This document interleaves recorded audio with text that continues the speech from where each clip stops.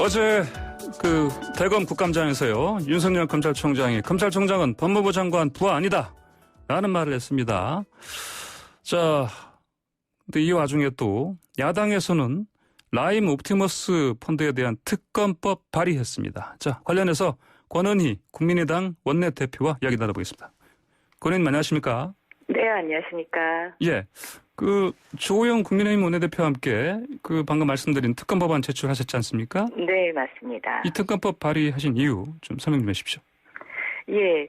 이 사안은 수사의 전문성과 규모가 필요한 사안입니다. 전문성과 규모가 필요하다요? 예. 피해자가 5천 명이 넘고 네. 피해 액수가 2조 1천억 원이라는 역대 최대 규모의 피해입니다. 예. 그리고 이 옵티머스와 라임 자산운용과 관련해서 금융당국인 네. 금융감독원과 그리고 사무대행을 해줬던 애탁결제원의 직무유기에 대해서도 살펴봐야 하는 사안입니다. 네. 예, 그리고 이 자산운용사들이 정관계 인사들에게 단순히 로비 차원이 아니라 경제 공동체를 형성하려고 했던 모습들이 나와 있습니다. 네. 그러니까 자금을 세탁하는 데 이용한 회사의 이사나 사회이사로 등재시켜주는 방법. 예, 그리고 정부의 대외비 문서들이 유출된 정황들이 보여지고 있는데요. 네. 이런 사안의 특성상 수사단의 전문성과 규모가 필요한데 추미애 장관이 라임 수사가 진행 중이던 2020년 1월 21일 네. 돌연히 전문적인 수사단이었던 증권범죄 합수단을 해체해버리고 그리고 검찰의 수사팀 증원 요구를 거부한 사안이 확인이 됐습니다.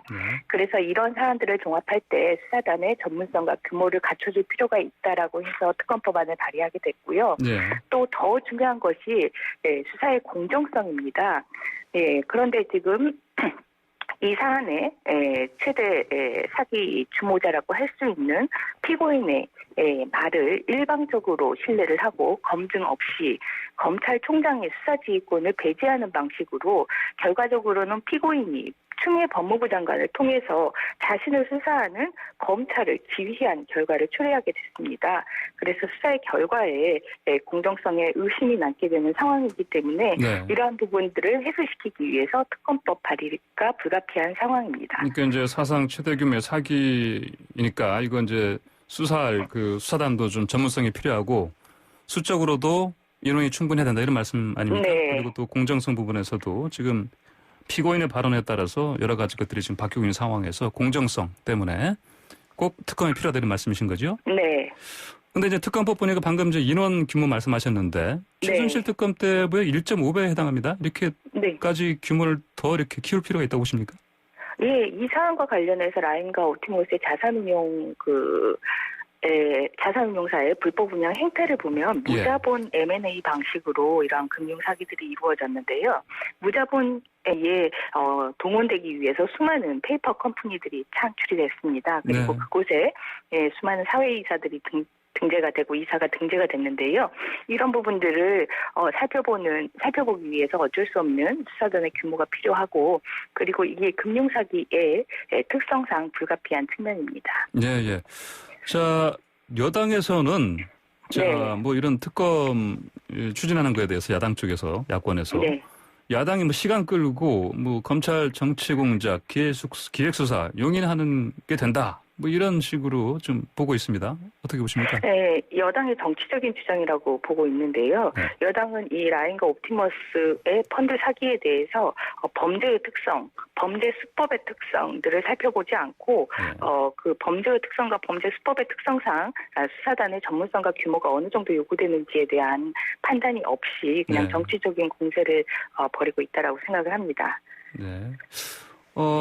이제 민주당에서는 이제 특검 받지 않겠다 그런 입장 아닙니까?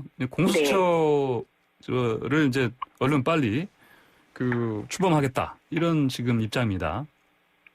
어떻게 보십니까? 공수처가 사실 지금 현실을 보면요, 여당에서 이 특검을 사실 받아들일 가능성은 좀 적지 않습니까? 이 사안의 특성 비추어 본 특검의 주장이기 때문에 네. 여당에서 특검을 받을 수밖에 없지 않느냐 이렇게 보고 있고요. 네. 그리고 특검을 받지 않겠다, 공수처를 빨리 추진하겠다, 이거는 네. 서로 인과관계가 있는 주장은 아닙니다. 이 특검은 이 금융상기라는 범죄의 특성상, 그리고 네. 이게 진행되어 온 경과상 어쩔 수 없는 불가피한 선택인 것이고, 예. 공수처는 공수처 추천 과정과 관련해서 지금 다툼이 있는 것이고, 추천이 이루어지면 기존의 법대로 여야 간의 합의에 의해서 공수처장을 추천하면 되는 그런 사안으로 보고 있습니다. 예, 아까 그 김봉현 씨요. 이 사건 주범으로 네. 이제 피고인.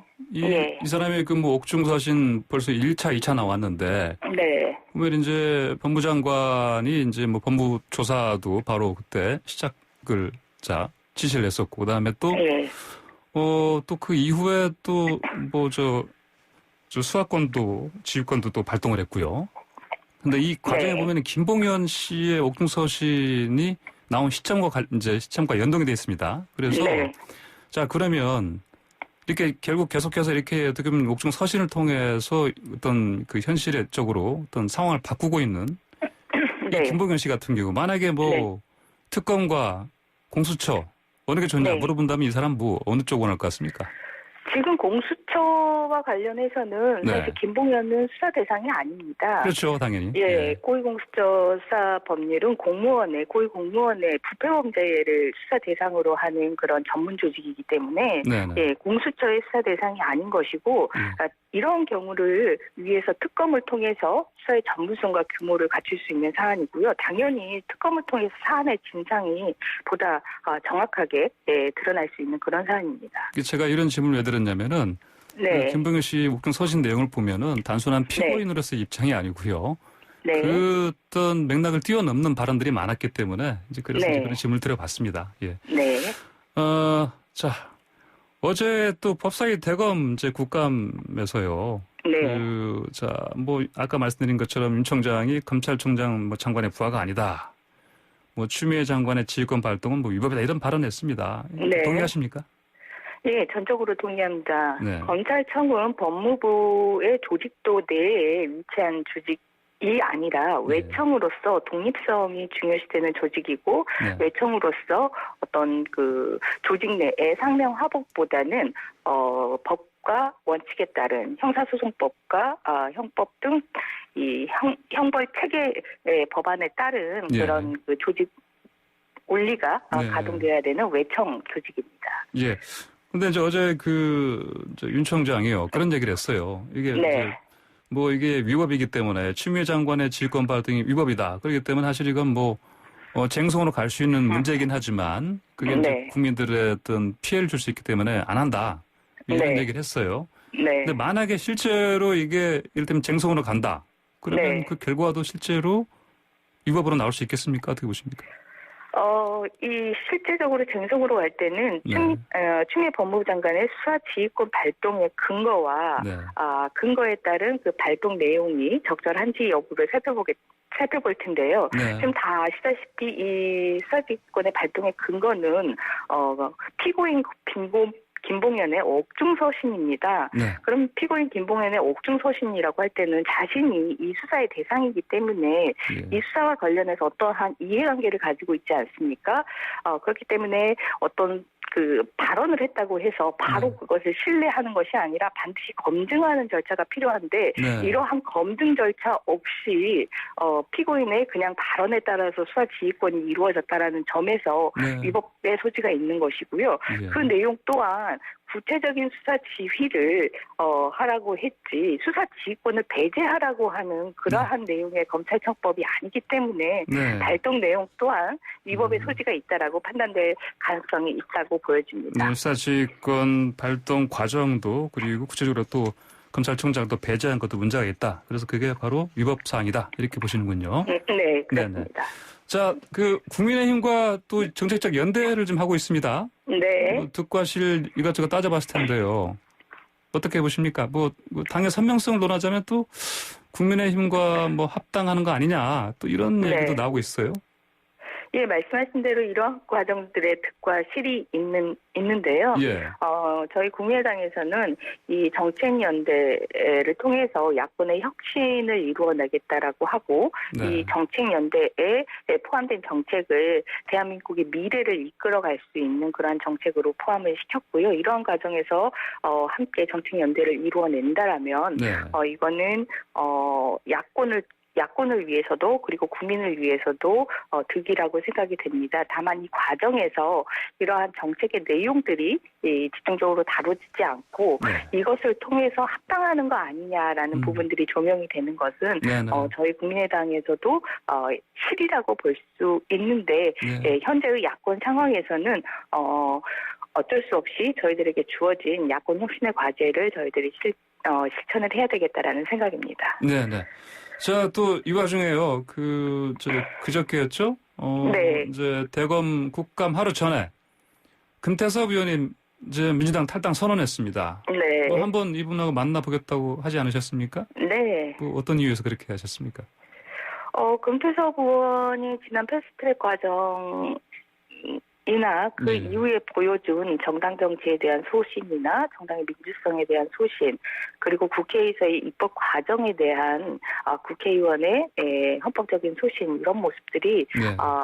저희들이 판단하는 내용과 접점이 아주 많았기 때문에 그런 부분들에 대해서 이야기를 나누고, 그리고 좀 쉬면서 정치적인 미래에 대해서 고민을 하겠다라고 했는데 또 실제 어떤 생각들을 가지고 계신지 한번 궁금한 생각에 만나봐야 되겠다라고 말씀드린 겁니다. 언제쯤 혹시 만나보실 거예요?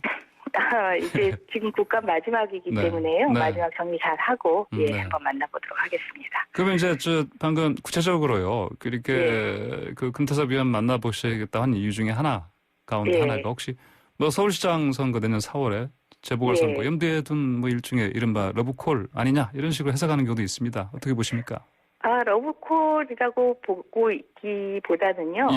금태섭 의원 이 서울시장 선거를 염두에 두었다라고 해도 크게 이상하지는 않다 이렇게 생각하기 때문에 그 부분에 대해서 본인은 또 어떻게 생각하는지 그런 부분들에 대해서 또 생각이 정리가 됐다라면 한번 공유하는 것도 좋은 것 아닐까라는 정도의 생각입니다. 이전에 금태섭 의원과 좀 어떤 의견을 나눠보시거나 그런 적 있으세요? 아니요. 예전에 관계성을 갖거나 교류를 하거나 그런 관계는 아니었습니다. 다만 이분이 지금까지 의원으로서 해온 그런 행태라든지 발언을 봤을 때 이분은 충분히 얘기를 나눠볼 만하다 이렇게 판단하신 거군요. 네, 그렇습니다. 자, 내년 4월 재보궐선거 앞두고 야당에서 인물이 보이지 않는다 이런 지적이 계속 나오고 있습니다. 대표적으로 안철수 국민의당 대표가 자주 언급되는데 안 대표 시장 출마 가능성 물론 그 장본인이 이미 그건 다 부정했다 하시는데 어떻게 현실적으로 어떻게 봐야 됩니까? 안 대표가 유력한 정치 리더로서 안 대표가 무엇을 결정하고 판단하는 또 의지를 갖는 그런 상황이라고 보기보다는 안 대표는 이제 국민들께서 현재의 정국을 보고 판단하고 필요한 정치 리더를 내세울 거라고 보고 계십니다. 그래서 국민들과 함께 호흡하는 일에 지금 집중하고 계십니다. 그럼 이분은 서울시장 선거는 안 나오시겠네요. 저희들은 아직 선거에 대해서 구체적으로 생각하고 있는 단계는 아닙니다. 네, 알겠습니다. 오늘 말씀 잘 들었습니다. 감사합니다. 예, 감사합니다. 지금까지 권은희 국민의당 원내대표였습니다.